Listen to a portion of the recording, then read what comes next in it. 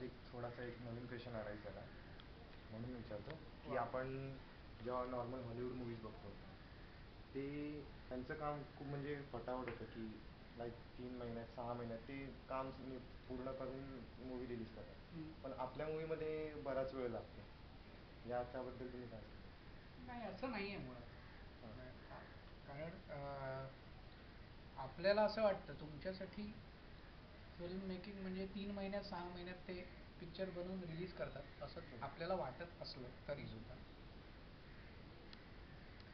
कुठलीही हॉलिवूडची फिल्म ही 2 वर्षाच्या अगोदर रिलीज होते.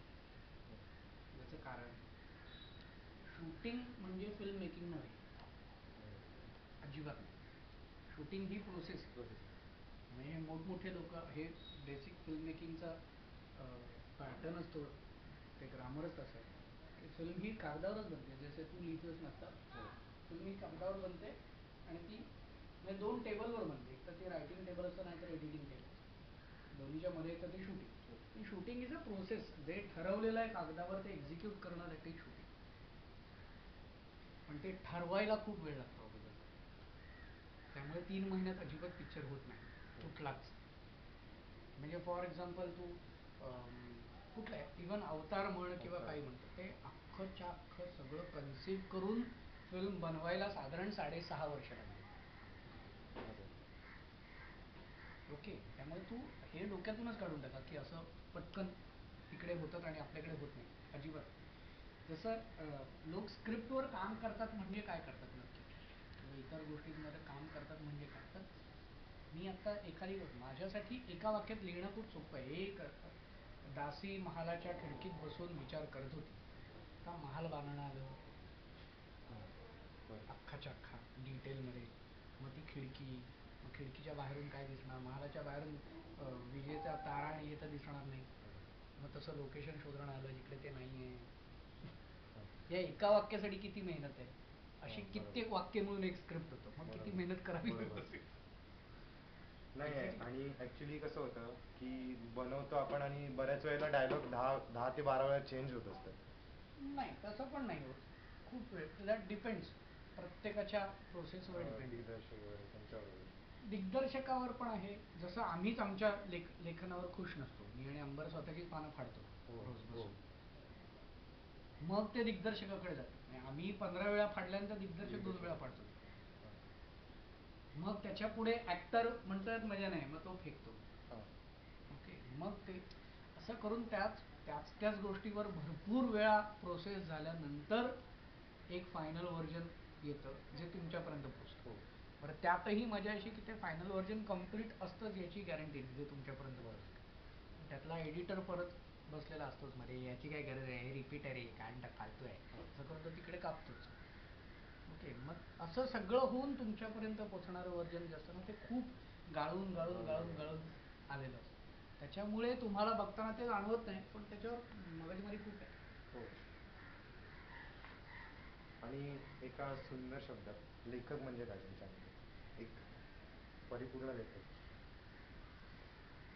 मी स्वतः जे नाही आहे ते लेखक आहे असं इतकी सोपी आहे. कारण लेखक जनरली आपला अनुभव लिहितो. आत्ताच्या भाषेत सांगायचं, प्रत्येक मीडियमच्या भाषेत वेगवेगळे लेखक. जसं टेलिव्हिजनमध्ये जो चांगलं लिहितो तो लेखक नाही, जो चांगला नॅरेट करतो ना तो चांगला लेखक. कारण तिकडे चॅनलला बसून तुम्ही नॅरेशन कसं झालं याच्यावर लेखक कसा आहे तो ठरतो. म्हणजे लोकांची उत्सुकता वगैरे वाढवणं करणारा लेखक. फिल्मच्या बाबतीत ज्याला जास्तीत जास्त स्टार्स मानतात तो जास्त चांगला लेखक. कारण शेवटी प्रत्येक निर्मात्याला मोठा स्टार लागतो ना, तो स्टार सजेस्ट करतात लेखक कोण आहे असं पण आहे बऱ्याच ठिकाणी. आणि चांगला लेखक म्हणजे काय सांगू का, जो सोप्पं लिहितो, जो लिहिताना खूप सोप्पं लिहितो, ज्याचं वाचून कळतं पटकन, ज्याचं वाचून म्हणजे एका वाक्यात सुद्धा जो व्हिज्युअल पण उभं करतो, जो इमोशन पण देतो, जो सगळं, जो कमीत कमी शब्दामध्ये जास्तीत जास्त सांगतो. असे खूप आहेत, प्रत्येकाची शैली वेगवेगळी आहे. हे पण आहे की ज्याला कॅरेक्टर्स पण कळायला पाहिजे. जसं प्रत्येक कॅरेक्टरच्या भाषेत बोलणारा लेखक पाहिजे, स्वतःच्या भाषेत कॅरेक्टर बसवणारा माणूस नाही. आणि एक मगाशी बालक पालकचा एक छोटासा प्रश्न आहे ना. बालक पालकमधून तुम्ही बोललात की दोन चांगले, एक अभिनेता आणि एक अभिनेत्री, विशू म्हणजे आपला प्रथमेश परब आणि दुसरी म्हणजे भाग्यश्री, दोघे उदयास आले. तर त्यांच्याबद्दल तुम्ही काय सांगाल? म्हणजे त्यांचा अभिनय तुम्हाला तिकडे बघताना जाणवला की की हां त्यांच्यात खूप टॅलेंट आहे? कसं आहे ना, म्हणजे टॅलेंट खूप लोकांमध्ये आहे. हो. म्हणजे एकांकिकेत उरलेल्या 3 मुलांमध्ये पण टॅलेंट आहे. हो. जी मुलं पिक्चरमध्ये नव्हती त्यांच्यातही आहे. आपल्याकडे टॅलेंट जनरली त्या लोकांचं विचारलं जातं जे लोक डोळ्याने दिसतात. असं नाही आहे की टॅलेंट इतरांमध्ये नाही आहे किंवा कमी आहे किंवा जास्त. हे दोघं जण त्यावेळेला स्क्रीनवर दिसले त्यामुळे त्यांचं टॅलेंट कळलं. बाकीचे दिसतील त्यांचं कळेल. मजा अशी आहे की या जसं प्रथमेशचं टॅलेंट BP मध्ये दिसल्यानंतर त्याला TP मिळाला. ओके, आता TP मध्ये तो दिसला, एवढा एक्सपोज झाला. आता पुढची फिल्म तो काय करतो त्याच्यावर त्याचं गणित ठरवलं. तो रोल सुद्धा त्याने असाच केला तर मग हा आपणच म्हणणार आहोत त्याला, आत्ता आपणच डोक्यावर बसवलंय, उद्या आपणच म्हणणार आहोत की हा तेच तेच करतो रे. त्यामुळे आता त्याच्या चॉईसवर तो ऍक्टर म्हणून किती ग्रेट आहे हे ठरणार. म्हणून आमचं सगळ्यांचं म्हणणं दरवेळेला तेच असतं की ऍक्टरला स्वतःचा चॉईस पाहिजे.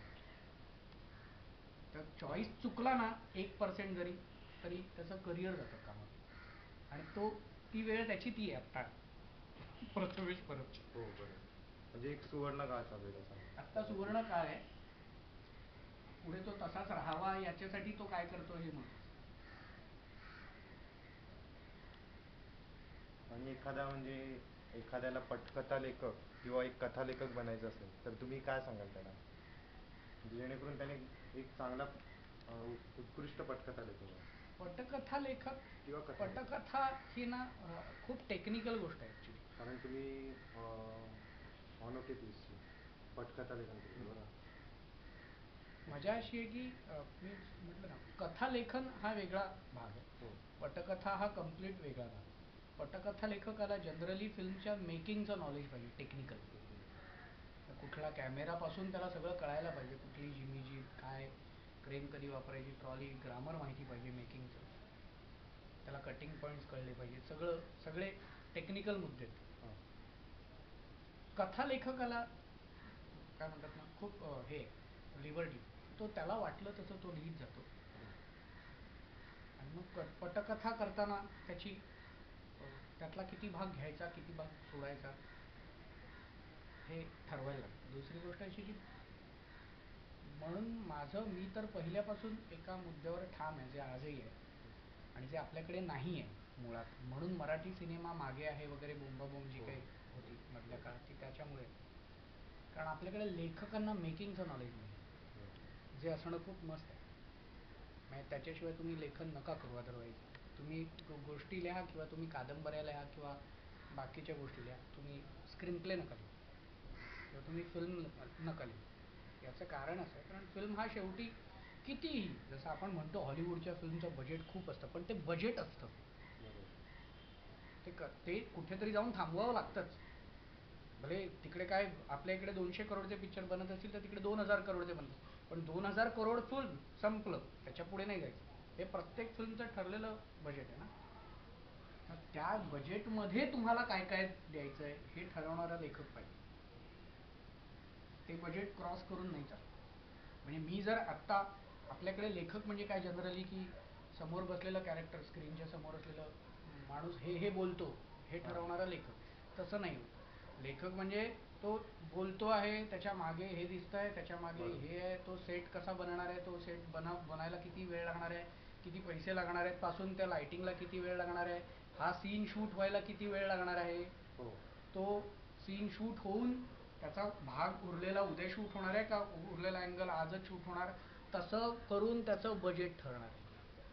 हे सगळं बजेट डोक्यात ठेवून तो सीन कन्सिव्ह करणारा माणूस पाहिजे. पण हे आपल्याकडे नाही आहे, त्याच्यामुळे आपले खूप गोंधळ होतात. आणि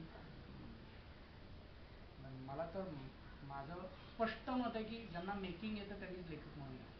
बरोबर. आणि नसेल येत तर ते शिका आणि या. हो. फक्त मला फक्त सुचतं काहीतरी सॉलिड बरोबर. म्हणून मी लिहायला लिहिणं बसतो बरोबर नाही. आणि मी पिक्चर लिहिलो असं नाही. बरोबर.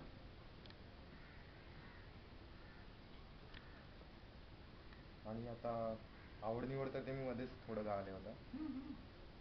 आवडते खाद्य. आता तुम्ही मला बोललात मला कदाचित पिझ्झा असावं असं वाटलं मला. Non-veg non-veg pure.